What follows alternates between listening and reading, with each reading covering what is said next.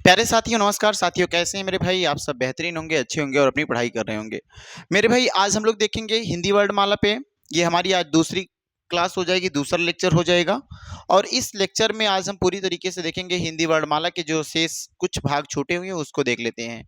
जैसा कि आपने पहला लेक्चर देखा होगा, यदि आप पहले लेक्चर को नहीं देखें तो बिल्कुल जाके डिस्क्रिप्शन में भैया या फिर प्लेलिस्ट में जा करके आप पहले लेक्चर को वर्णमाला का देखिए।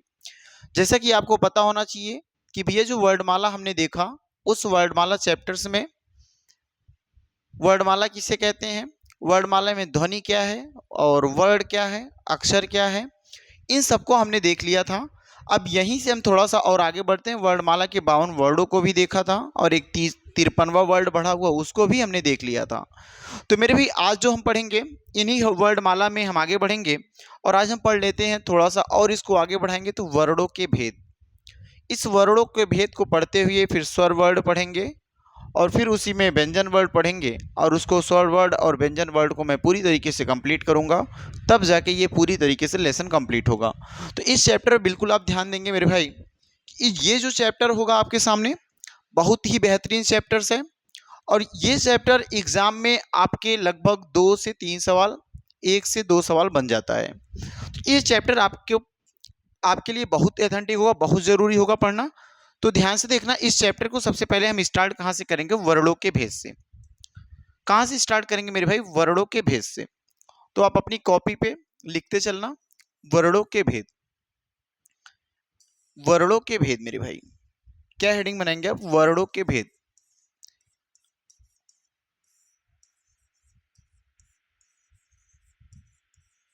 आप लिखेंगे वर्णों के भेद, ठीक है। ये हो जाएगा वर्णों के भेद। वर्णों के भेद में क्या क्या आएगा उसको देखेंगे आप। अगर हम वर्णों के भेद की बात करेंगे तो वर्णों के भेद जो होंगे भाई, वो देखो मुख्य रूप से वर्णों के केवल 2 भेद होते हैं। अगर हम मुख्य रूप से बोले तो वर्णों के बस 2 भेद होते हैं। वो कौन कौन से होंगे? तो बोलोगे सर, एक स्वर वर्ण होता है और एक व्यंजन वर्ण होता है। तो आपने मुख्य रूप से क्या लिखेंगे? मुख्य रूप से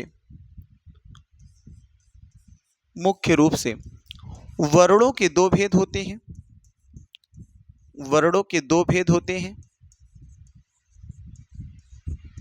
मुख्य रूप से वर्णों के 2 भेद होते हैं।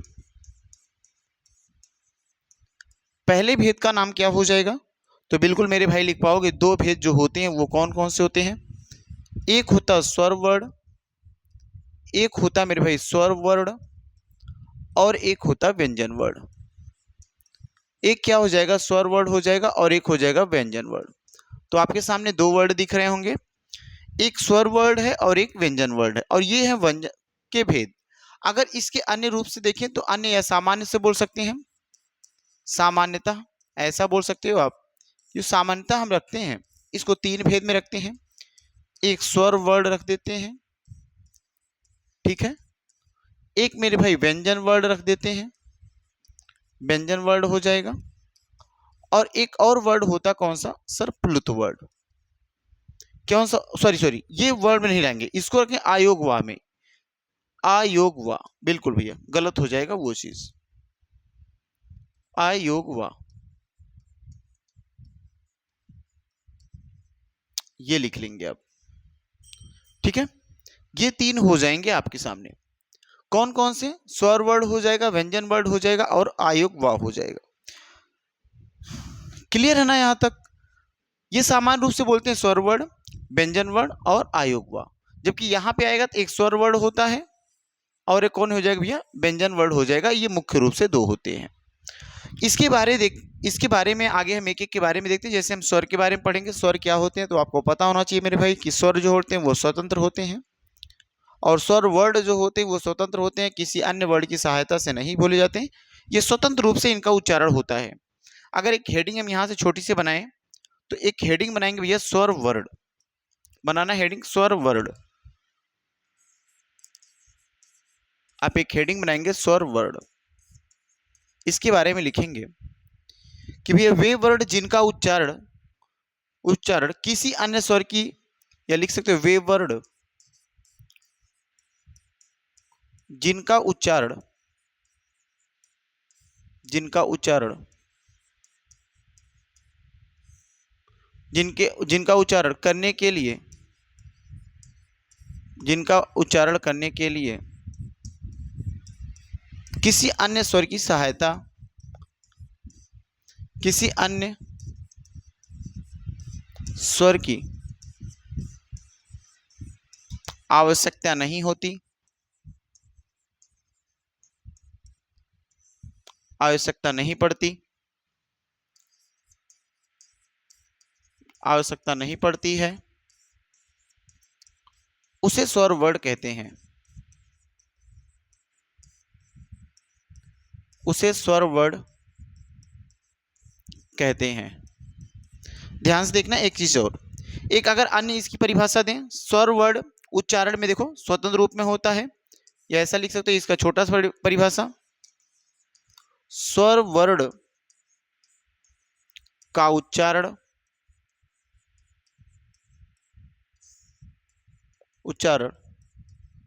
स्वतंत्र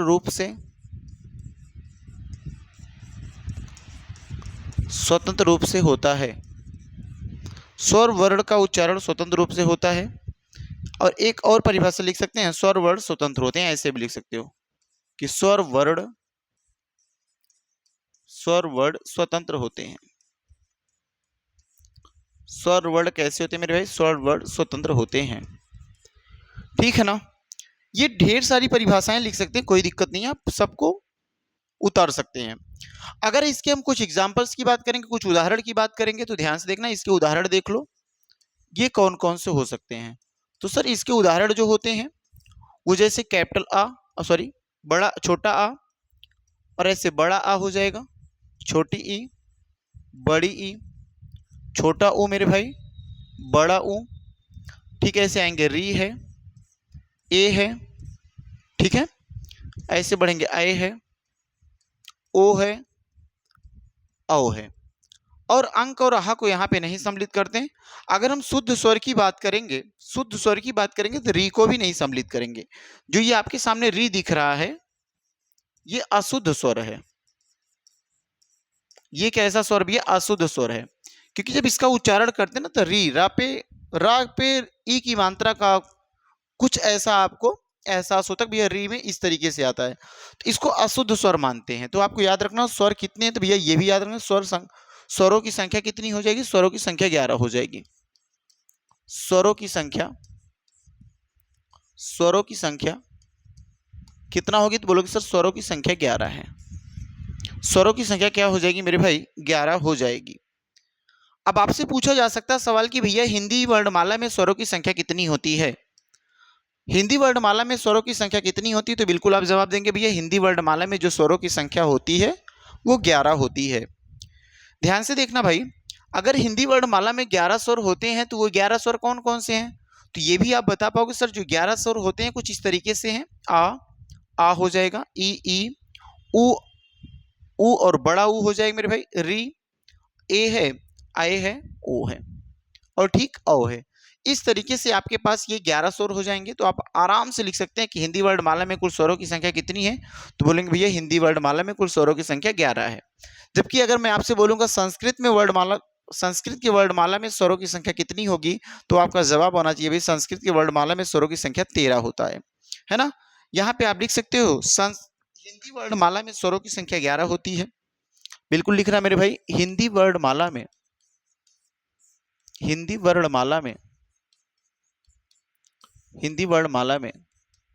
स्वरों की संख्या 11 होती है। स्वरों की संख्या 11 होती है, ठीक है। अगर यहीं से मैं एक लाइन और लिख दूं, संस्कृत, यहां लिख लो मेरे भाई, संस्कृत के वर्णमाला में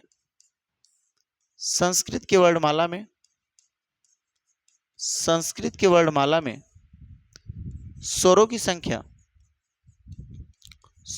संख्या कितनी होगी? तो बोलोगे सर स्वरों की संख्या जो होती है वो 13 होती है। स्वरों की संख्या कितनी होती है? तो बोलोगे सर स्वरों की संख्या 13 होती है। अच्छा, वो 13 स्वर में कौन कौन से स्वर बढ़ जाते हैं, तो यहाँ याद रखेंगे भैया, जब 13 स्वर की बात करूंगा तो यहाँ 13 स्वर में 11 तो वही रहेंगे, ये हिंदी के स्वर 11 होंगे, हिंदी के स्वर 11, ठीक है, हिंदी के स्वर 11, और दो स्वर कौन होते हैं भैया, एक स्वर तो री बढ़ जाता है, री, और एक स्वर और कौन बढ़ता है सर, ये देखो, री को ऐसे बड़ी री बोलते हैं, एक री बढ़ता और एक क्या बढ़ जाता है भैया, एक री बढ़ता है और एक री बढ़ जाता है। इस तरीके से आप बोल पाओगे भैया कि जो हिंदी स्वर होते हैं वो 11, और संस्कृत में दो स्वर और बढ़ा लेंगे, कौन कौन से, तो बोलोगे सर एक तो री बढ़ा लेंगे और एक बड़ी री बढ़ा लेंगे, इसको बड़ी री दोगे नाम, इसका क्या नाम देंगे मेरे भाई, इसका नाम बड़ी री देंगे। इस तरीके से भी ये 11 12 1 13, 11 12 1 13 ये हो जाएंगे संस्कृत के स्वर। अगर एक चीज और ध्यान देना, अगर मैं आपसे बोलूं भैया कि शुद्ध हिंदी वर्णमाला में शुद्ध स्वरों की संख्या कितनी, तो आपका जवाब क्या आएगा। यहां पे मैं लिखता हूं, हिंदी वर्णमाला में, हिंदी वर्णमाला में, हिंदी वर्णमाला में शुद्ध स्वरों की, शुद्ध स्वरों की, शुद्ध स्वरों की संख्या, शुद्ध स्वरों की संख्या कितनी है, तो बोलोगे सर शुद्ध स्वरों की संख्या 10 है। शुद्ध स्वरों की संख्या कितनी हो जाएगी, तो आपका जवाब आना चाहिए मेरे भाई कि शुद्ध स्वरों की संख्या जो होता है मेरे भाई वो 10 होती है। शुद्ध स्वरों की संख्या कितनी होती है, तो शुद्ध स्वरों की संख्या 10 होती है। किसको शुद्ध स्वर नहीं मानते, तो आपके हमने पहले बता दिया भैया, जो री होता है इसे री को शुद्ध स्वर नहीं मानते हैं। अच्छा, री को शुद्ध स्वर क्यों नहीं मानते हैं, उसको एक पॉइंट बना के लिख लेंगे कि भैया री को शुद्ध स्वर क्यों नहीं मानते। आप लिख सकते हैं यहाँ पे, री को, री को, री को, री को शुद्ध स्वर, शुद्ध स्वर क्यों नहीं मानते हैं, क्यों नहीं मानते हैं, बताना इसको आप। मतलब ये जो शुद्ध स्वर होते हैं वो 10 होते हैं, तो री को क्यों शुद्ध स्वर नहीं मानते और शुद्ध स्वर में रखते हैं, लेकिन शुद्ध स्वर में क्यों नहीं रखते। तो याद रखना, री का उच्चारण करते समय जिह्वा जो है हमारी वो मूर्धा से स्पर्श करती है। जब री का हम उच्चारण करते हैं तो जो हमारी जीभ है वो मूर्धा से टच कर जाती है, और जब मूर्धा से टच करती है भैया, इसीलिए इसे शुद्ध वर्ड नहीं मानते, हम शुद्ध स्वर वर्ड नहीं मानते। तो आप लिखेंगे री के उच्चारण करते समय, री के, री के उच्चारण करते समय, उच्चारण करते समय जिह्वा हमारी कहाँ टच, मूर्धा को स्पर्श करती है उच्चारण करते समय, जिह्वा, जिह्वा मूर्धा को स्पर्श करती है, मूर्धा को स्पर्श करती है। जिह्वा किसको स्पर्श करती है मेरे भाई, तो जिह्वा हमारी मूर्धा को स्पर्श करती है, इसलिए शुद्ध वर्ण नहीं माना जाता, इसलिए, इसलिए शुद्ध स्वर वर्ण नहीं माना जाता, इसलिए शुद्ध स्वर वर्ण, शुद्ध स्वर वर्ण नहीं माना जाता, नहीं माना जाता, शुद्ध स्वर वर्ण नहीं माना जाता है। ठीक है ना, देखो ध्यान से, यहां तक क्लियर हो गया आपको, बोलो भैया इतनी बात आपको क्लियर है ना। स्वर कितने हैं, तो बोलोगे स्वर भैया 10 हैं शुद्ध स्वर, और अशुद्ध स्वर, अच्छा कहा जाए वो ऐसे पूछ लिया जाए शुद्ध और अशुद्ध ना लगाए तो स्वरों की संख्या कितनी, तो 11 आप बोलेंगे। लेकिन जब शुद्ध स्वरों की बात करेगा तो आप 10 बोलेंगे। कौन सा स्वर ऐसा है जो अशुद्ध है, तो बोलोगे सर री है। क्यों अशुद्ध है, तो बोलोगे क्यों, इस वजह से भैया क्योंकि जब हम उच्चारण करते हैं री का, तो हमारी जो जिह्वा है, जो हमारी जीभ है, वो मूर्धा को जाके स्पर्श करती है, और इसी के कारण हम इसे शुद्ध नहीं मानते हैं, है ना। जब भी कोई स्वर वर्ड जिह्वा से लेके मूर्धा को स्पर्श करती है तो वो अशुद्ध माना जाता है। एक हेडिंग बनाएंगे अब स्वरों के भेद। अब स्वरों के भेद देखो ध्यान से देखना भैया, हेडिंग बनाएंगे स्वरों के भेद, स्वरों के भेद। अब स्वरों के भेद में ध्यान से देखना क्या लिखोगे आप। पहली बात, इसके अंतर्गत एक और हेडिंग बनाएंगे आप, स्वरों के भेद के अंतर्गत हेडिंग बनाएंगे मात्रा, उच्चारण या समय, ऐसा लिखते हैं मात्रा, मात्रा लिखेंगे, या मेरे भाई उच्चारण लिखो, उच्चारण लिख लो, या फिर इसी को बोलते हैं समय, यार क्या देखो, काल मान के आधार पर, काल मान के आधार पर, बहुत ही बढ़िया हेडिंग है। इस हेडिंग पे थोड़ा सा फोकस करना कि अगर मात्रा की बात करूंगा तो मात्रा के आधार पे स्वरों के भेद, या उच्चारण के आधार पे स्वरों के भेद, समय के आधार पे स्वरों के भेद, या मिलता भी है काल मान के आधार पे स्वरों के भेद। हमने बता ना जितनी बुक्स दिया है कौन किस तरीके से मान के रखा, उन सभी बुक्स का निचोड़ मैं आपको यहाँ दे दूंगा। आपको किसी भी बुक्स की जरूरत नहीं है, आप अपने आप पे विश्वास कर सकते हैं, हमारे ऊपर भरोसा कर सकते हैं कि आपको किसी भी बुक की मेरे भाई जरूरत नहीं होगी। आपको मैं हर एक कंटेंट, जितनी बुक्स आप जानते हो उस सभी बुक्स का कंटेंट एक बुक में करके मैं आपको देने का प्रयास कर रहा हूँ। बस आप कितना एक्सेप्ट कर पाते हैं, कितना मेरे ऊपर अपना विश्वास जमा पाते हैं, इस पे बहुत बड़ी बात होगी, इस पे आपको ध्यान देना होगा।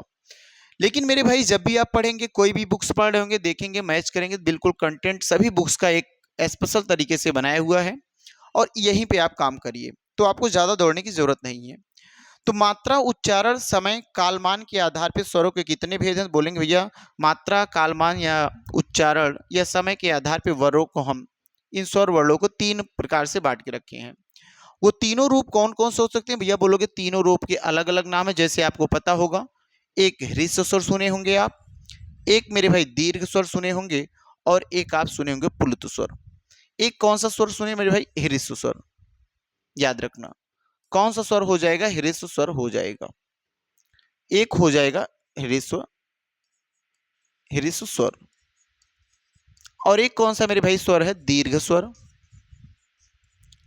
और अगला लिखना कौन सा? प्लुत स्वर। प्लुत स्वर। और यही पहले पेज पे देखो गलती होने वाली थी, प्लुत स्वर, लेकिन वहां पे रहता क्या? वहां पे आयोग हुआ था।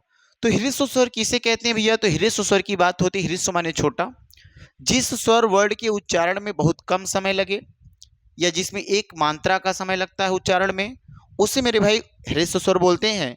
और जबकि अगर मैं बात करूंगा दीर्घ स्वर की, तो जो दीर्घ स्वर होता है वो दीर्घ स्वर ह्रस्व स्वर से बड़ा मानेंगे। दीर्घ का मतलब ही होता भैया बड़ा। तो ह्रस्व स्वर से दोगुना समय लेगा या दोगुनी मात्रा का टाइम लेगा उच्चारण करने में, तो उसे हम बोलेंगे दीर्घ स्वर। जबकि प्लुत स्वर की जो बात है वो बोलेंगे सर ह्रस्व स्वर और दीर्घ स्वर से भी ज्यादा वक्त लेता है, ये ज्यादा समय लेता है, ज्यादा मात्रा इसमें लगती है, इस वजह से इसे हम प्लुत स्वर बोलते हैं। आप बोल सकते हैं एक मात्रा का समय जिसमें लगे भैया ह्रस्व स्वर, दो मात्रा का जिसमें समय लगेगा उसे दीर्घ स्वर बोलेंगे, और दो से भी अधिक जिस मात्रा है ना, जो दो से भी अधिक जिन वर्णों के उच्चारण में समय लगता है उसे क्या बोलेंगे? हम प्लुत स्वर बोलेंगे।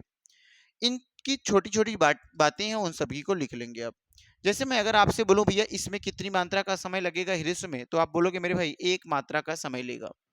ह्रस्व स्वर एक मात्रा का समय लेगा, एक मात्रा का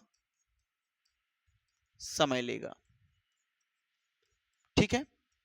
अगर हम इसकी बात करेंगे तो बोलोगे सर दो मात्रा का समय लगे, दो मात्रा का समय लगे, लेगा ना लिखे बल्कि यहाँ पे लगे लगाओ, सही रहेगा, समय लगे। ठीक है। यहाँ पे लिख दो दो मात्रा का समय लगे, दो मात्रा का समय लगे। और यहां आगे मेरे भाई लिखेंगे दो से भी अधिक मात्रा का समय लगे या दोनों से अधिक मात्रा का समय लगे, दोनों से भी अधिक अधिक समय लगे, दोनों से भी अधिक समय लगे। ये आपके सामने दिख रहा है। अब ध्यान देना, अगर मैं बोलूं यहाँ पे ह्रस्व स्वर कौन कौन से, बोलेंगे मेरे भाई ह्रस्व स्वर की संख्या 4 है। वो कौन सा? छोटा अ, छोटी ई, छोटा ऊ, और कौन बोलेंगे? री बोलेंगे। ये चार कौन से हैं? तो भैया ये चार ह्रस्व स्वर हैं। दीर्घ स्वर की अगर मैं बात करूंगा तो इसकी संख्या 7 बोलोगे। एक तो बड़ा आ हो जाएगा, एक मेरे भाई बड़ी ई हो जाएगी, एक बड़ा ऊ हो जाएगा, ए होता है, यहीं से देखो ए हो जाएगा, ओ है, और औ है। ये आपको कितने दिख गए? ये इनकी संख्या मेरे भाई 7 है। जबकि प्लुत की बात करूंगा तो भैया इसमें प्लुत स्वर हिंदी के प्रयोग, ये हिंदी के प्रयोग में इनको किए नहीं जाता। आप यहाँ पे नोट सकते हो कि प्लुत स्वर का, प्लुत स्वर का प्रयोग हिंदी में नहीं किया जाता, हिंदी में नहीं किया जाता, नहीं किया जाता। पुरुष स्वर का उपयोग हिंदी में नहीं किया जाता, जबकि हम इसके उदाहरण आप जान सकते हो भैया, इसके क्या हो सकते हैं, जैसे लिखते ना ओम, क्या लिखते हो मेरे भाई, ओम लिख देते हैं, जैसा लिखते हो ना ऐसे ओम लिख देते हो, कोई दिक्कत नहीं, बिल्कुल यही लिखना।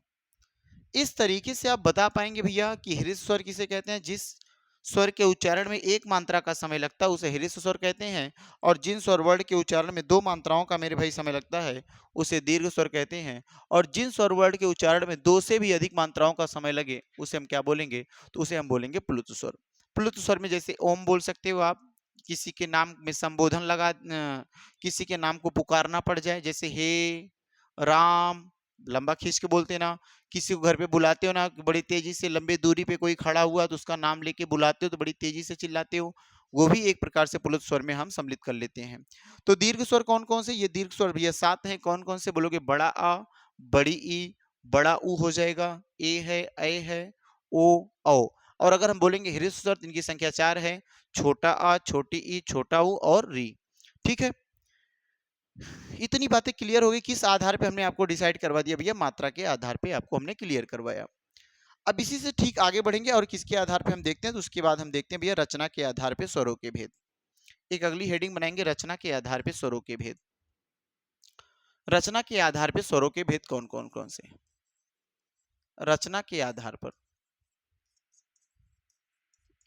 लिखेंगे आप, रचना के आधार पर स्वरों के भेद, रचना के आधार पे स्वरों के भेद। इसको बड़े आराम से लिखना, कोई जल्दीबाजी नहीं है बिल्कुल, अभी फॉर्म नहीं भरे हम, बहुत आराम से पढ़ेंगे, आराम से टाइमिंग सिलेबस को समाप्त कर ले जाएंगे। इसका हम देखो ध्यान से, इसमें कितने होते हैं सर, इसको दो भागों में बांट के रखा हमने। एक कौन सा स्वर है, एक भैया एक मूल स्वर बोलते हैं, एक संधि स्वर बोलते हैं। रचना के आधार पे दो स्वर होते हैं, एक का नाम आता है मूल स्वर, एक का नाम आता है क्या, मूल स्वर आता है, और एक और स्वर है जिसका नाम क्या मेरे भाई, संधि स्वर है, जिसको क्या बोलोगे आप, संधि स्वर बोलेंगे, है ना, जिसको क्या बोलेंगे सर, संधि स्वर बोलेंगे, ध्यान से देखना। एक तो बोलोगे क्या, एक बोलेंगे भैया मूल स्वर, और एक क्या हो जाएगा, एक संधि स्वर हो जाएगा, एक मूल स्वर होगा, एक संधि स्वर होगा। मूल स्वर किसे कहते हैं उसको देखेंगे बहुत ध्यान से आप, कि भैया वे स्वर, या इसी का पहले आप कुछ और नाम लिख लीजिए, अन्य नाम इसका क्या है, इसी का अन्य नाम लिख सकते हैं आप। मूल स्वर का अन्य नाम क्या होगा, बोलोगे सर इसी का अन्य नाम जो है, इसी को रूढ़ स्वर बोलते हैं। क्या बोलते हैं, रूढ़ स्वर बोलते हैं। इसी को हम नैसर्गिक स्वर बोलते हैं, इसी को हम क्या बोलते हैं मेरे भाई, नैसर्गिक स्वर बोलते हैं। ध्यान से देखना, इसी को क्या बोलोगे, नैसर्गिक स्वर बोलोगे। इसी को और भी नाम बताओ मेरे भाई, तो सर इसी को रूढ़ स्वर, नैसर्गिक स्वर, प्राकृतिक स्वर भी बोलते हैं, प्राकृतिक स्वर बोलते हैं, प्राकृतिक स्वर बोलते हैं। इसी को जड़ स्वर भी बोल देते हैं, जड़ स्वर भी बोल देते हैं। इतनी बात आप नोट कर ले जाओगे ना। बीजाक्षर, बिल्कुल मेरे भाई बीजाक्षर भी बोलते हो इसको, है ना, बीजाक्षर स्वर भी बोल देते हैं, बिल्कुल लिख पाएंगे आप। जितनी बातें आपको पता है हर एक बात को आप लिख सकते हैं, क्योंकि जब तक हम एक दो बार पढ़े नहीं होंगे तब तक चीजों को नहीं बता पाएंगे, गलत हो जाएगा। तो मेरे भाई मूल स्वर कौन कौन से भैया, बोलोगे मूल स्वरों की संख्या, तो अन्य नाम हमने बोला रूढ़ स्वर है, नैसर्गिक स्वर है ना मेरे भाई, प्राकृतिक स्वर है। इसी को और भी नाम दिया क्या हमने भैया, इसी का नाम दिया बीजाक्षर स्वर और जड़ स्वर। ठीक, अगर हम संधि स्वर की बात करें तो इसे भैया अन्य नाम इसका हम बोल सकते हैं आपके सामने। तो भैया इसका अन्य नाम क्या हो जाएगा, बोलोगे सर इसी को हम बोलते हैं दीर्घ स्वर या गुरु स्वर। दीर्घ, इसी को बोलोगे दीर्घ स्वर, इसी का नाम क्या हो जाएगा, दीर्घ स्वर हो जाएगा। या इसी को क्या बोलोगे भैया, इसी को बोलोगे गुरु स्वर, इसी को क्या बोलोगे, गुरु स्वर। ठीक है, दीर्घ स्वर या क्या बोलेंगे भाई, गुरु स्वर। अब ध्यान देना कि ये जो मूल स्वर होते हैं ये क्या करते हैं, इनकी संख्या कौन सी है, ये हैं कौन कौन से, तो ये पूरी तरीके से, ये स्वर पूरी तरीके से स्वतंत्र होता है ना। जो मूल स्वर होता है ये पूरी तरीके से स्वतंत्र, लिखेंगे ये स्वर पूरी तरीके से स्वतंत्र होता है। यहाँ पे आप नीचे लिखेंगे मेरे भाई, ये स्वर, ये स्वर पूरी तरह से, पूरी तरह से स्वतंत्र होते हैं। ये स्वर पूरी तरीके से मेरे भाई क्या होते हैं, तो बोलोगे ये स्वर पूरी तरीके से स्वतंत्र होते हैं। लिखेंगे आप, ये स्वर पूरी तरीके से स्वतंत्र होते हैं। ये स्वर पूरी तरह से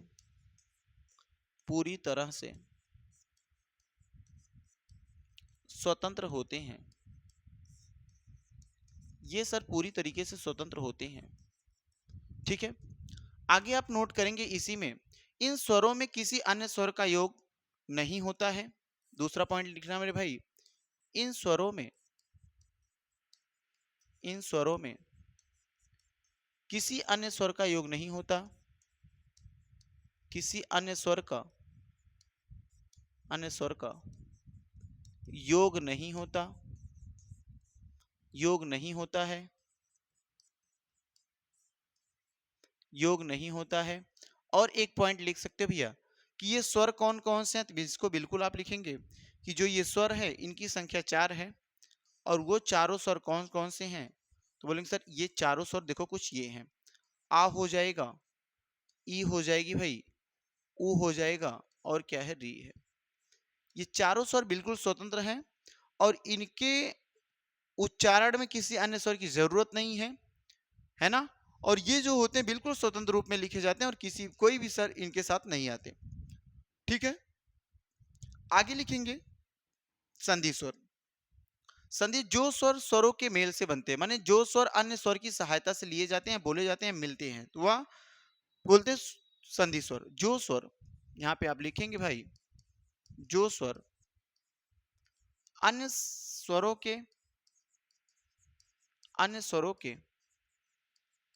है ना, अन्य स्वरों के मेल से बनते हैं, मेल से बने होते हैं, मेल से बने होते हैं, उन्हें संधि स्वर कहते हैं।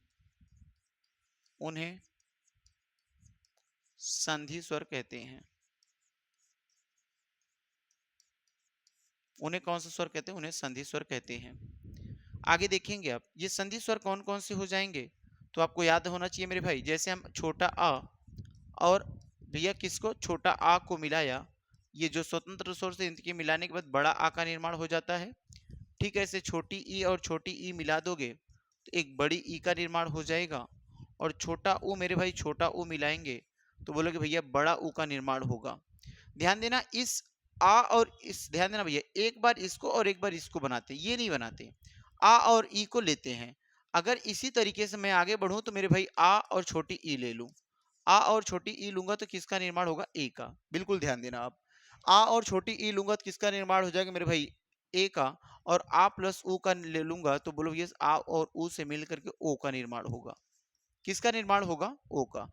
जबकि अगर मेरे भाई याद रखना, अगर इसी इसी ए में आ का योग कर दो, इसी आ से इसी ए में योग कर दो तो क्या हो जाएगा सर, ए में बदल जाएगा।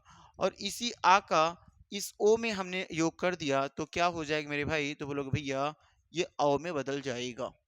ये किस में बदल जाएगा, ये औ में बदल जाएगा।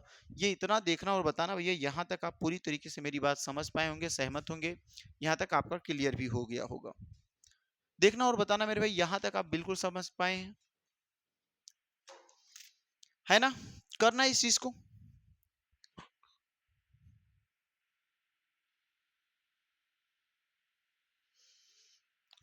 यहां तक क्लियर हो गया होगा, बताओ एक बार। संधि स्वर के भेद भी हम कर सकते हैं, इसको भी और भी डिटेल करना चाहो तो संधि स्वर के भेद भी कर सकते हो, उसको भी कहो तो करवा देता हूं। चलो भाई इसी वक्त ये भी करके खत्म कर लो, कहां से कौन सा सवाल बन जाए कुछ पता नहीं है हमको। संधि स्वर के भी भेद कर लेते हैं हम। ध्यान से देखना, संधि स्वर की जब भेद करूंगा तो इसे दो भेदों में बांटा गया होगा। जब संधि स्वर को हम बांटते हैं तो एक सजाती संधि स्वर बोलते हैं, एक विजाती संधि स्वर बोलते हैं। उसके बाद भी उसको विभेद करना चाहोगे तो वो भी तोड़ के दिखा दूंगा।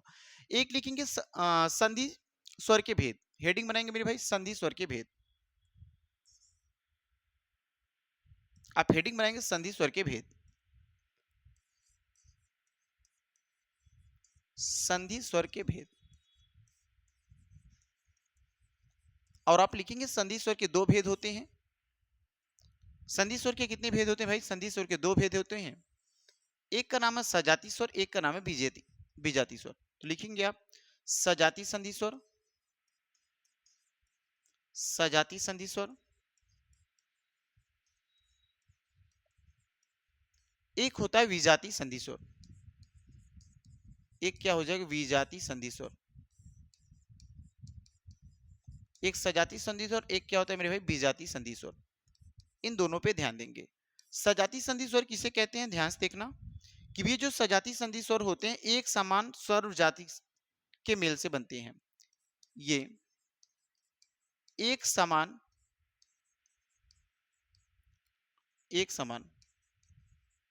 स्वर जाति के स्वर जाति के वर्णों के मेल से बनते हैं, स्वर जाति के वर्णों के मेल से बनते हैं। जैसे अगर हम यहाँ पे एग्जाम्पल आपको दिखाने भाई, तो इसका एग्जाम्पल आप लिख सकते हो एक समान जाति का कौन हो सकता है। तो आप देखें एक समान जाति में जैसे मैं आ को आ से जोड़ दिया, ठीक है, ई को भैया ई से जोड़ दिया, ठीक है, ऊ को ऊ से जोड़ दिया, और ये क्या बना भैया, बोलोगे सर स्मॉल आ मतलब छोटा मिलके बड़ा आ बनेगा, छोटी छोटी मिलके भैया बड़ी ई बनेगी, और छोटा ऊ मिलके क्या बनेगा, बड़ा ऊ बन जाएगा। इस तरीके से ये किस स्वर के अंतर्गत आएंगे, तो बोलोगे सर इसे सजातीय संधि स्वर के अंतर्गत रखते हैं। जबकि विजातीय संधि स्वर जो होते हैं वो दो अलग अलग प्रकार के स्वर होते हैं, और दो अलग अलग प्रकार के स्वरों के मेल से जो स्वर बनता है उसे विजातीय संधि स्वर कहते हैं। लेकिन दो अलग अलग स्वरों के मेल से बनते हैं, इसको लिखते हैं ये स्वर दो अलग अलग दो अलग अलग दो अलग अलग स्वरों के मेल से बनते हैं, दो अलग अलग स्वरों के मेल से बनते हैं, दो अलग अलग प्रकार के या दो अलग अलग स्वरों के मेल से बनते हैं। जैसे यहाँ पे अगर हम आपसे बोले सर इसी आ को इस ई से लगा दो, इसी आ को इस ऊ से लगा दो भाई, और इसी आ को ए से लगा देंगे, और इसी आ को मेरे भाई किस से ओ के साथ लगा दोगे।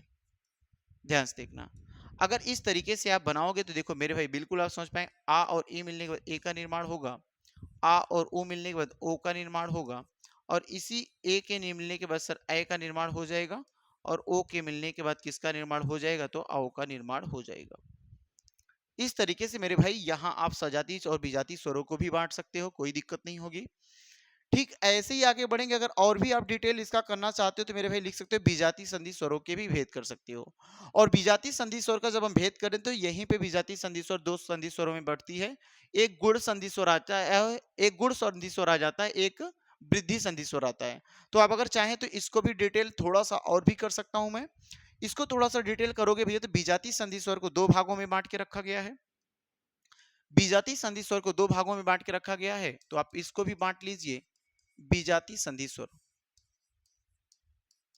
विजातीय संधि स्वर। विजातीय संधि स्वर को कितने भागों में बांटा, बोलोगे भैया विजातीय संधि स्वर को दो भागों में बांट के रखा गया है। एक का नाम क्या, गुण संधि है ना। अब वो गुण स्वर संधि जो आती वही सेम रिलेट करके चलेंगे, और एक आता वृद्धि, एक आता वृद्धि संधि। बिल्कुल वो जिस प्रकार से आप संधि पढ़ते हो उसी प्रकार से ये भी चलता है मेरे भाई, जिस प्रकार से आप संधि पढ़ते हो उसी प्रकार से ये भी चलता है। तो अगर गुण संधि की मैं बात करूंगा तो आप बिल्कुल याद रखेंगे, जैसे आ और ई के मिलने के बाद आप क्या इसका निर्माण करेंगे, सर ए का निर्माण करेंगे, और मेरे भाई आ और ऊ के मिलने के बाद किसका निर्माण होगा, तो ओ का निर्माण होगा। और ये दोनों जो वर्ड आपको दिख रहे हैं ये दोनों के दोनों वर्ड कैसे हैं, तो सर गुण संधि के हैं, ये गुण संधि के हैं। जबकि मैं वृद्धि संधि की बात करूंगा तो सेम वही चीज रखेंगे, आ के बाद ए मिल जाएगा, ये आई में कन्वर्ट हो जाएगा, और इस आ के बाद ओ मिल जाएगा, और ये किस में कन्वर्ट हो जाएगा, तो बोलोगे भाई साहब ये अ में कन्वर्ट हो जाएगा। और जब ये अ में कन्वर्ट होगा तो ये किस स्वर के अंतर्गत रखते हैं, तो इन्हें हम भैया किस स्वर के अंतर्गत रखते हैं, तो इन्हें हम रखते हैं वृद्धि संधि स्वर के अंतर्गत या वृद्धि स्वर के अंतर्गत। ठीक है ना, देखो ध्यान से यहाँ पर। इसके बाद एक छोटा सा और हेडिंग हम पढ़ लेते हैं, और वो कौन सी छोटी सी हेडिंग होगी बताओ, जीव के आधार पे स्वरों के भेद। एक छोटा सा पॉइंट यहां भी याद कर लेंगे, जीव के आधार पे स्वरों के भेद, जीव के आधार पर, जीव के आधार पर स्वरों के भेद, आधार पर स्वरों के भेद। बिल्कुल आपको पता होना चाहिए सर जीव के आधार पे तीन प्रकार से स्वर बांटे गए हैं, एक अग्र जीभ के अगले हिस्से से बोले जाते हैं, एक मध्य हिस्से से बोले जाते हैं और एक पश्च हिस्से से बोले जाते हैं। जो जीभ के सबसे अग्र हिस्से से बोले जाते हैं उसे जीभ को अग्रभाग बोलते हैं। मध्य हिस्से से बोले जाने वाले वर्णों को मध्य भाग से बोलेंगे और जो पश्च हिस्से से बोलते हैं वर्ड उन्हें पश्च हिस्से या पश्च भाग से बोलेंगे। ध्यान से देखना यहाँ पे कि अगर जीभ के आधार पे मैं स्वरों को बांटूंगा तो इसे 3 भाग में बांट देना। एक किसके आधार पे, एक तो अग्र भाग या बोलोगे अग्र स्वर बोल सकते हो, ठीक है। जीभ के आधार पे है अग्र स्वर और जीभ के ही आधार पे मेरे भाई क्या बोलोगे, मध्य स्वर बोल देंगे। और जीभ के ही आकार पे कौन सा स्वर बोलोगे, सर जीभ के ही आकार पे पश्च स्वर बोल देंगे। कौन सा स्वर, पश्च स्वर बोल दोगे, ठीक है ना। अब ध्यान से देखना मेरे भाई अग्र स्वर कौन कौन से होते हैं। अगर अग्र स्वर की मैं बात आपसे करूंगा तो याद रखना छोटी ई, बड़ी ई, ए और ए, ये जो चार होंगे वो किसके अंतर्गत रखेंगे मेरे भाई, अग्र स्वर के अंतर्गत रखेंगे। एक छोटी ई रखना, एक बड़ी ई रखना, उसके बाद क्या ए है और फिर मेरे भाई ए है। ये जो चार वर्ड हैं इन चारों वर्डों को किसके अंतर्गत रखेंगे, तो बोलोगे सर ये चारों वर्ड जो दिख रहे हैं ये चारों वर्डों को हम अग्र स्वर के अंतर्गत रखते हैं, ये अग्र स्वर के अंतर्गत रखते हैं। जबकि मध्य स्वर में बस एक वर्ड लिखना, कौन सा, छोटा आ लिखना। एक ही वर्ड मध्य स्वर में लिखेंगे, छोटा आ लिखेंगे, ठीक है। छोटा आ कहाँ लिखोगे सर, मध्य स्वर छोटा आ ही है। अब ध्यान से देखो और बताओ क्या पश्च स्वर आप बता ले जाओगे कि नहीं बता पाओगे, पश्च स्वर बता ले जाओगे नहीं बता पाओगे मेरे भाई, तो बोलोगे सर पश्च स्वर बिल्कुल बताएंगे हम। ये आ है तो बड़ा आ मेरा छूट गया है, छोटी ई बड़ी ई लिख लिया भैया, छोटा ऊ छूट गया है, बड़ा ऊ छूट गया है। ए तो लिख लिया लेकिन सर ए तो छूट गया नहीं, ए भी है ए भी है, तो क्या छूटा भैया, ओ और औ छूट गया है। ओ और क्या छूटा हुआ, औ छूटा है। एक और अपने मन से मेरे भाई बढ़ा लेना, आ, जो ऐसे लगाते हो डॉक्टर आ। ये कुछ ऐसे प्रकार से आप लिखेंगे, ठीक है, कुछ इस प्रकार से आप लिख लेंगे मेरे भाई। अब आगे क्या करेंगे, जैसे इसका प्रयोग कहाँ पे होता है, इस आ का प्रयोग कहाँ पे होता है, सबसे बड़ी बात ये हो जाएगी, इसका प्रयोग कहाँ पे है, इस आ का प्रयोग, इस आ का प्रयोग कहाँ करते हैं हम, लिखने तो लिख देते हैं लेकिन इस आ का प्रयोग कहाँ करते हैं, इसका प्रयोग, आ का प्रयोग कहाँ करते हैं, कुछ वर्ड हम देखते हैं। जैसे आप देख पाएंगे मेरे भाई, जैसे एक वर्ड मैं लिखता हूँ कॉलेज, क्या लिखता हूँ कॉलेज। अब इस कॉलेज वर्ड में देखो ना, ये कॉलेज है तो यहाँ पे लगाते हो कॉलेज। एक वर्ड लिखते हो नॉलेज, तो भैया यहाँ भी बना ले जाते हैं हम, नॉलेज हो जाएगा, देखो नॉलेज हो जाएगा। आगे तो हॉस्पिटल, देखो हॉस्पिटल, हॉस्पिटल में क्या लिखते हो, ऐसा ऐसे लगाते हैं इसमें भी, ठीक है। और भी बताओ क्या लिखते हो भैया, ऑफिस लिख दो, है ना, ऑफिस लिख दो, एस्पिरेंट कोचिंग इंस्टीट्यूट की ऑफिस, है ना। या भैया या ऐसे हिंदी भाई राज सर की ऑफिस, इस तरीके से आप ऑफिस वर्ड लिख सकते हो बिल्कुल मेरे भाई सभी लोग। और ये जहां पे भी लगते हैं, इनका प्रयोग जहां भी हम करते हैं वो सब के सब क्या होंगे भैया, सब के सब इंग्लिश शब्द होते हैं। ये सब किसके शब्द होंगे, तो बोलोगे सर ये सब किसके शब्द हो जाएंगे, तो ये सब इंग्लिश के शब्द हो जाएंगे, ये सब इंग्लिश के शब्द होंगे। अर्थात जहां पे ये सब लगेगा इंग्लिश के शब्द हैं। जहां पर इस आ का प्रयोग करेंगे हम, जहां भी इस आ का प्रयोग करेंगे, जहां पर भी मेरे भाई इस आ का प्रयोग होगा, वो सब के सब वर्ड किस वर्ड में बदल जाएंगे, तो सब के सब सर किस वर्ड में बदलेंगे, इंग्लिश वर्डों में बदल जाएंगे, ठीक है ना। देखो ध्यान से, यहां तक बातें क्लियर हो जाएंगी। इसके बाद जो पढ़ेंगे भैया, उच्चारण के आधार पे स्वरों के भेद पढ़ेंगे, सॉरी उच्चारण के आधार पर वर्णों को हम देखेंगे। इतनी बात आप कंप्लीट कर ले जाएंगे। इस वीडियो को बस यहीं तक मैं रखूंगा। अगली वीडियो मेरे भाई इसी से पार्ट 3 इसका बन सकता है, वर्णमाला की तीसरी क्लास हो सकती है, उसको आप करेंगे तो वहां पे हम क्या पढ़ लेंगे, उच्चारण ना, उच्चारण के आधार पे वर्णों को बांटना, है ना। ऐसे लिख पाओगे, उच्चारण के आधार पर वर्ड, उच्चारण के आधार पे वर्ड, क्या लिखोगे मेरे भाई, उच्चारण के आधार पर। और उच्चारण के आधार पे जैसे आपको पता होगा, मैं कुछ और भी आपको ट्रिक्स बताऊंगा यहाँ से, ताकि आप याद कर ले जाएं कि जैसे का वर्ग का उच्चारण कहाँ पे होता है, तो बोलते हैं भैया कंठ में होता है। तालु से किन किन वर्णों का उच्चारण, तो आपको कुछ सूझ, जैसे अकुह विसर्जनीय नाम कंठा बोलते ना, ऐसे इचु यसा नाम तालु, ठीक है, ऐसे बोलते हैं भैया ऋतु लसा नाम मूर्धा, उप पद्मिनी नाम ओष्ठो, है ना, वकारस दस्तोष्ठो, ऋतु लसा नाम दंता। ऐसे ढेर सारे कुछ मैं आपको क्या बताऊंगा, सूत्र बताऊंगा जिसके सहारे आप निकाल सकते हैं। अगर इससे नहीं निकाल पाते मेरे भाई तो कुछ और ट्रिक्स दूंगा, उस ट्रिक के सहारे आप उच्चारण स्थान बना ले जाओगे। आपको पता होगा कि उच्चारण स्थान से भी एक आध सवाल बोर्ड में बन जाता है, आपके एग्जाम में बन जाता है। तो मेरे भाई बस आज क्लास इतनी बड़ी रखेंगे। जो भी भाई पहले साथ मेरी बार पहली वीडियो देख रहे हैं वो बिल्कुल इस नंबर पर, है ना, अगर ये उनको चाहता है ये पूरा का पूरा हैंड राइटिंग नोट्स उनको चाहिए बोर्ड की, तो इस नंबर पे जरूर व्हाट्सअप करेंगे और उनके पास जरूर मेरे भाई प्रयास करवाया जाएगा कि उनके तक ये मैटर पहुंचाया जाए।